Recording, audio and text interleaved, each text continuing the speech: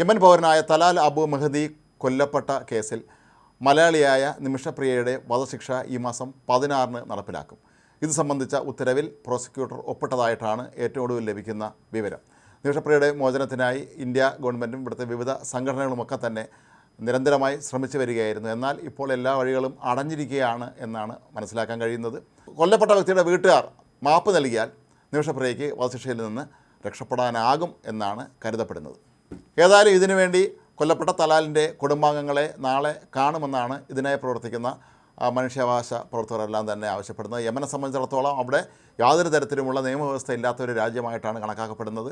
Houthi മതരാണ് യമൻ്റെ വലിയൊരു ഭാഗം കയ്യേറി അവിടെ ഭരണം നടത്തുന്ന അവിടുത്തെ വിമാനത്താവളങ്ങളും തുറമുഖങ്ങളും എല്ലാം തന്നെ പിടിച്ചെടുത്തിരിക്കുന്ന ഹൂത്തി മതരാണ്. എന്നാൽ അവിടെ സർക്കാർ നിലവിലുണ്ടെങ്കിൽ പോലും കൃത്യമായ നിയമ സംവിധാനമോ മറ്റ് ക്രമീകരണങ്ങളോ ഒന്നും തന്നെ ഇല്ലാത്തൊരു രാജ്യമാണ് യമൻ.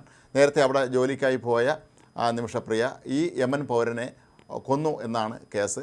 വളരെ നാളായി നിമിഷപ്രിയ തടവിലാണ്. നിമിഷപ്രിയയുടെ കുടുംബാംഗങ്ങൾ അവിടെ എത്തി അവരെ നേരത്തെ കണ്ടിരുന്നു.